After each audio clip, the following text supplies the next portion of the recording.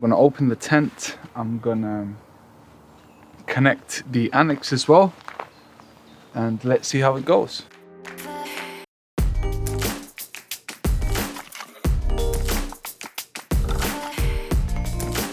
I'm taking the cover off in order to attach the annex.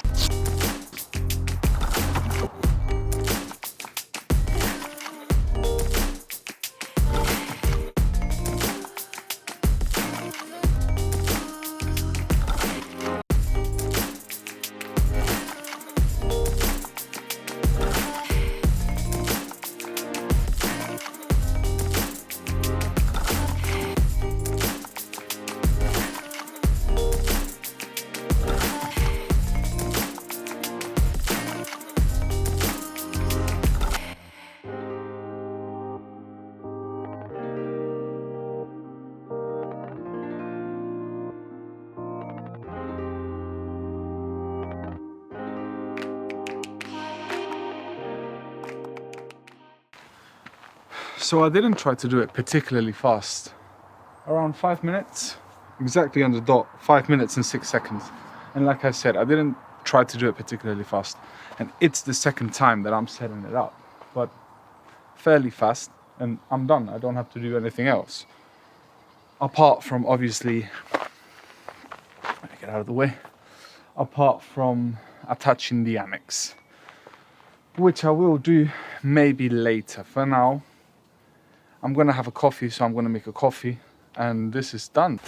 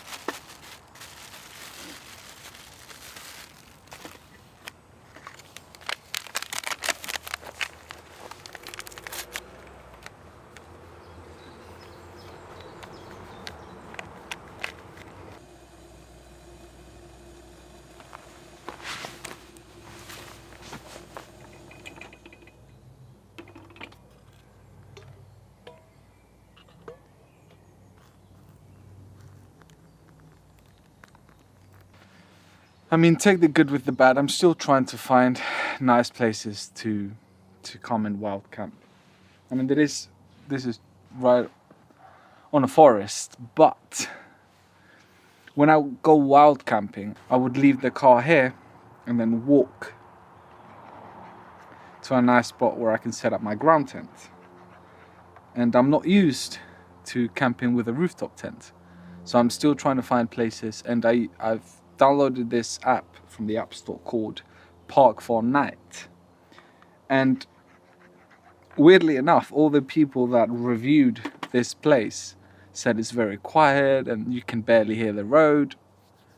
You can't hear it, trust me. I mean, I'm sure at night, because it's a remote place, we're out in the forest, nobody's gonna pass through there. Like few, there's an airplane. You can hear a plane. I'm sure very few people at night are gonna pass through there, which that's great. But in the evening, I've got airplanes, I've got cars. I mean, it's still quiet and peaceful, but I get the odd car coming through. I'm enjoying the coffee. It's still early. It's still 5:05. So I'm gonna wait, have the coffee, then I will set up the Annex. It's called the living pod because I haven't tried it. I bought a net on Amazon. I think $10. They sell nets, but this one costed like £9 or £10 and it's good, it's great. So I'm gonna hang that. I'm gonna put the Annex, it's called the living pod, for $10. It's so calm here. I'm gonna start setting up the Annex, the living pod, because I don't know how long it's gonna take me to set it up. So I'm gonna get on with that. I'm gonna put the net that goes on the bottom of here so you can hang stuff. It's definitely not perfect, but because my car is really small and I can't stand up straight underneath this because my car is really low. I don't mind having it like this because I can still hang things, and the net comes with a zip, and I can even put more stuff in here, so I don't really mind. It's a bit wobbly and wonky, but it does the job. And like I said, I don't mind because I can't stand up straight anyway. So I'm going to install the Annex. The first step I already did, which is to take off the cover. So I'm going to try to install the living pod. I'm going to time actually how long I take. Let's go, let's see how long it takes to install the Annex, the living pod.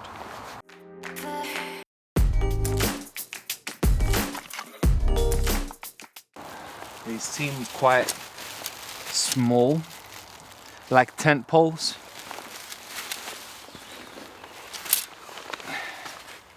This are the,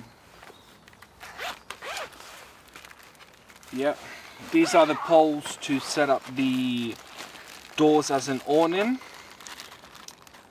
On their webpage they cost £50, but I've bought them from eBay for £19. They're the exact same, and I will show you on another video when I open all the doors, but they're the exact same.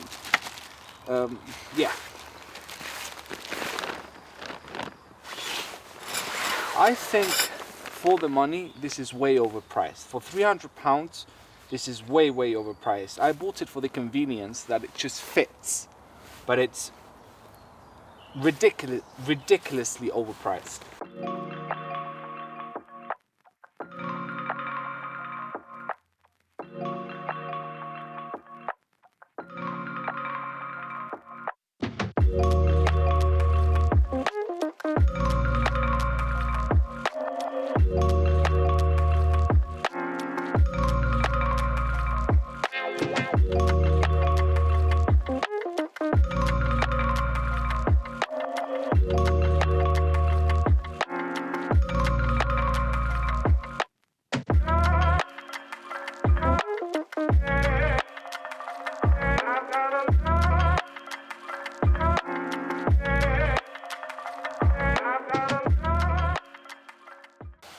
So I've set up the living pod, and you're not going to believe this, but it took 45 minutes. It's kind of hard to do it on your own. I'm guessing if you're with someone, it's much easier. Luckily enough, the road has quieted down. Let me move this a bit. The road has quieted down. See, no cars. It's really, really calm. So yeah, I'm gonna bring you inside the living pod. I'm gonna hang the lights and we're gonna have a chat, you and me.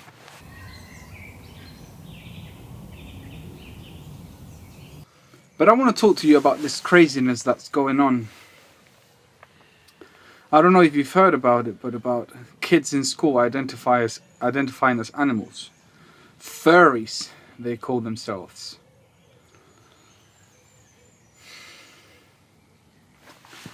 And there have been people warning about this for quite a few years now. Warning about how this gender identity thing was getting out of control. And nobody listened to them. Meowing in class, barking, scratching. Basically identifying as animals and demanding that they give them litter boxes. That is happening right now in some schools. Kids are demanding litter boxes. I don't know if this is the pinnacle of society. Kids acting as animals and adults going along. I mean, we knew by now that the schools and the universities are completely lost. But again, if this is the pinnacle of society, of modern society, it feels like we're going backwards instead of forward. And this is the inevitable end of this gender identity just exploding out of control. People warned about this. We didn't listen. Well, I did. But as a society, we didn't listen. If you keep telling children that they can identify as whatever they want, that if they're a man, they can be a woman, and if they're a woman, they can be a man, and there's no gender, and everything's a social construct, the inevitable end is that they will start behaving as anything that they want, identifying as anything that they want, i.e. a cat or a dog, that they start meowing in classes, that they start barking in classes. As of now, sending your kid to public school, I think it's dangerous. It's legitimately dangerous sending your kid to public school. If and when I have a kid, I don't want to send him to public school. I don't want him to be indoctrinated. That's just what they're doing in public schools right now. They're not teaching them, they're indoctrinating them. It's a crazy, crazy world. Anyway, I'm in the forest, I'm in nature, going back to our roots, which I think is what we should do. We should escape this modern craziness that's going on. I will catch you in a while to cook dinner. I'm just gonna relax here, soak in nature, soak in the forest. I'm gonna make my bed. I wanna do it now before it gets dark, so I'm gonna put the sleeping bag. I brought 2 sleeping bags. I brought my down sleeping bag, a very cheap sleeping bag, and then a blanket. And then I didn't even bring my good pillow. I just brought like a camping pillow. And I didn't bring the topper, and the reason is I want to try and see how good the mattress is. If I can sleep on the mattress without the topper and be comfortable. So that's the reason why I didn't bring anything else. I'm gonna sleep on top of the mattress. It's 7:30. In around half an hour, 1 hour, it will start to get dark. It will start to get dark in half an hour, and the sunset, it's in 1 hour. So I'm gonna make the bed, I'm gonna leave everything prepared for the night, and then I'll get on to cooking.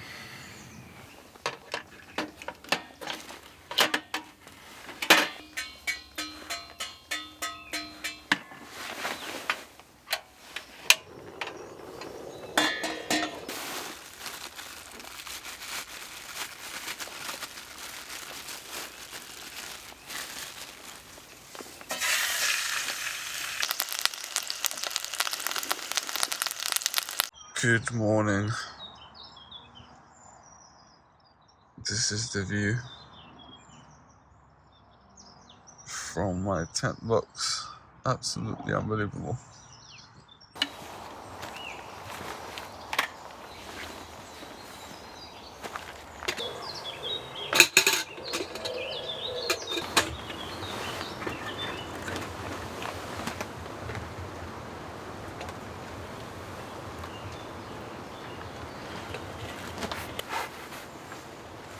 So it's raining, just a little bit, it's just a light drizzle. It didn't rain at all the whole night through. It was actually good weather the whole night through. But I'm guessing that I'm gonna have to wait until the tent dries a little bit. So it is starting to rain. And I'm having breakfast. I'm having a coffee underneath my Annex, my living pod.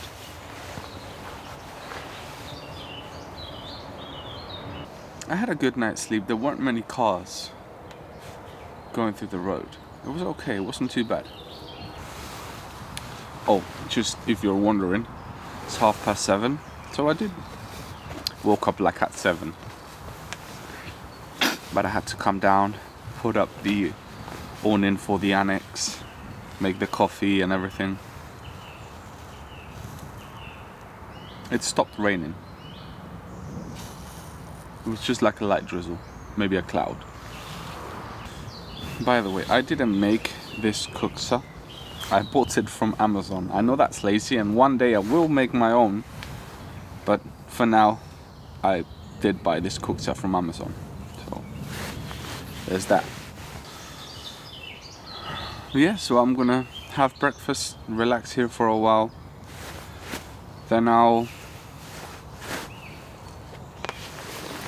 pull out camp and go home.